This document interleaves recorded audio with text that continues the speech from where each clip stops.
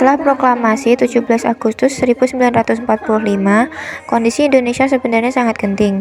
Di satu sisi, kita sudah merdeka, tapi di sisi lain, Belanda datang kembali dengan membonceng pasukan sekutu karena mereka merasa masih memiliki hak atas wilayah Nusantara. Terjadilah berbagai pertempuran hebat di daerah-daerah. Sultan Syahrir sebagai Perdana Menteri meyakini bahwa diplomasi adalah senjata yang sama tajamnya dengan bambu runcing. Perundingan Linggarjanti pun dipilih sebagai jalan tengah untuk menghentikan pertumpahan darah sekaligus mencari pengakuan hukum dari dunia internasional bahwa Republik Indonesia itu benar-benar ada dan berdaulat. Perundingan Linggarjati pada 11 hingga 13 November 1946 merupakan momen diplomatik krusial yang menandai pengakuan internasional terhadap kedaulatan Indonesia setelah proklamasi kemerdekaan.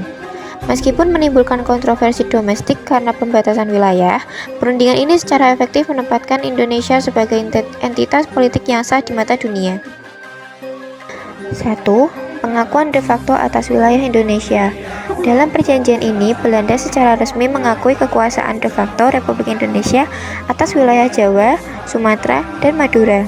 Pengakuan ini sangat signifikan karena Belanda sebelumnya menganggap Indonesia sebagai pemberontak. 2. Duduk sejajar dengan Belanda. Untuk pertama kalinya Republik Muda Indonesia diundang untuk duduk di meja perundingan yang sama dengan Kerajaan Belanda. Hal ini menunjukkan kedudukan setara sebagai negara berdaulatan, bukan lagi koloni yang dijajah. 3. Media internasional. Perundingan ini melibatkan Inggris sebagai mediator yang diwakili oleh Lord Gillard. Terlibat pihak ketiga. Ini menegaskan bahwa konflik Indonesia dan Belanda bukan sekedar masalah internal Belanda, melainkan masalah internasional.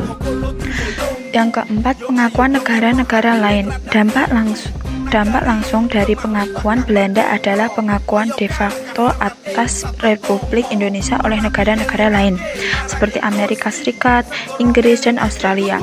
Hal ini memicu gelombang dukungan diplomatik.